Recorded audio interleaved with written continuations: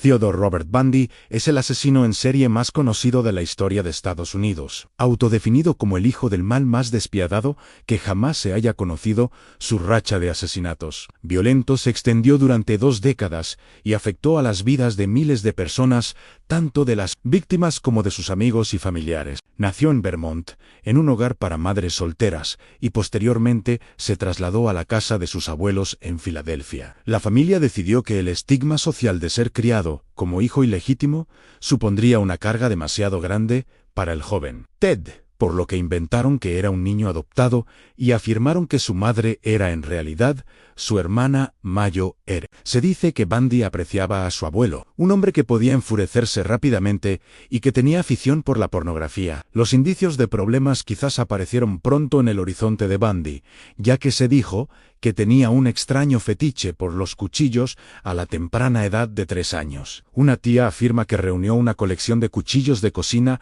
alrededor de ella mientras dormía. A una infancia aparentemente sin sobresaltos, le siguieron unos años universitarios tumultuosos y unas relaciones sentimentales carentes de compromisos. Años de escuela primaria fueron los de un niño simpático que tenía muchos amigos y que tenía buenos resultados como estudiante. Esta caracterización cambió una vez que Bundy estaba en la escuela secundaria. Su confianza en sí mismo pareció disminuir, se volvió retraído y la popularidad de sus años de secundaria se desvaneció. Era socialmente torpe y su rendimiento académico no se comparaba favorablemente con el de años anteriores. Esto fue corroborado por Bundy, quien se describió a sí mismo como incapaz de entender las relaciones interpersonales e incapaz de saber cómo relacionarse con la gente para hacerse amigos. Desarrolló una reputación de ladrón, ya que fue detenido en 2 ocasiones y acusado de robo y hurto de coches hacia el final de sus días de instituto. Al terminar el instituto,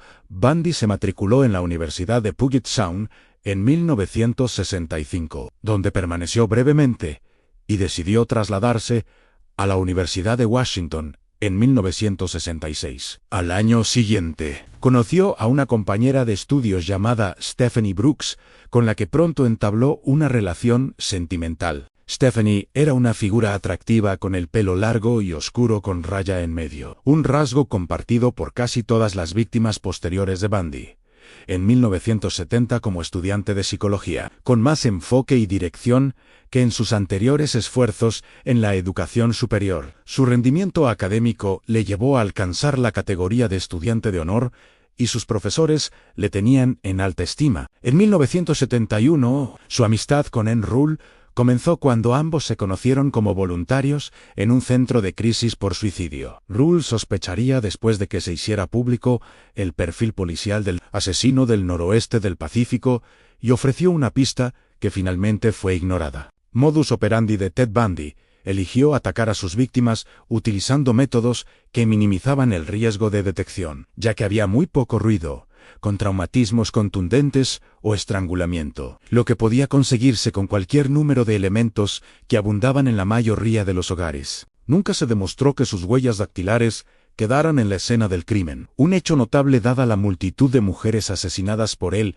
a lo largo de los años que puede atribuirse a su atención al detalle. El único patrón que surgió con el tiempo fue un perfil de víctima distinto. Todas las víctimas eran mujeres de raza blanca, la gran mayoría de ellas con edades comprendidas entre los 15 y los 25 años, y muchas de ellas estaban matriculadas en centros de enseñanza superior. Ninguna había tenido un encuentro previo con él en alguna capacidad conocida. La mayoría tenía el pelo largo, liso y oscuro, con raya en medio, una apariencia similar a la de Stephanie Brooks, que se convirtió en objeto de disputa entre Bundy y quienes analizan las motivaciones de su atroz comportamiento. Al principio, entraba por la fuerza en una residencia y cometía rápidamente un espantoso ataque con un objeto contundente mientras su víctima dormía. Entre estas primeras víctimas se encontraban las que sufrían una agresión sexual lo suficientemente violenta como para causar daños físicos extremos en los genitales y los órganos internos. Esta estrategia se retomó en los últimos ataques confirmados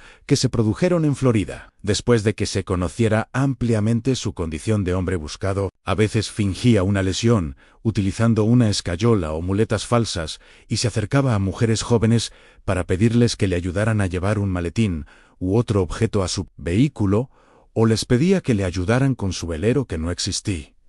En otros casos, se hacía pasar por autoridades locales, policía, guardias de seguridad, bomberos, etc.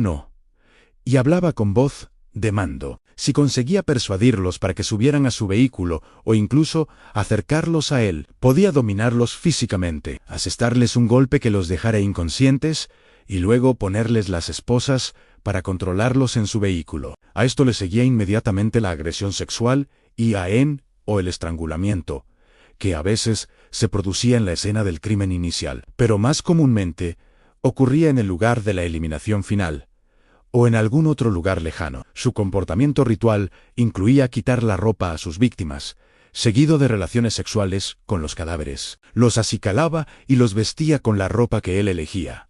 Los familiares testigos observaron que los fallecidos no tenían o no se sabía que llevaran las prendas que él las había vestido. Asimismo, las pintaba con un color de esmalte de uñas que no era familiar para los allegados a la víctima.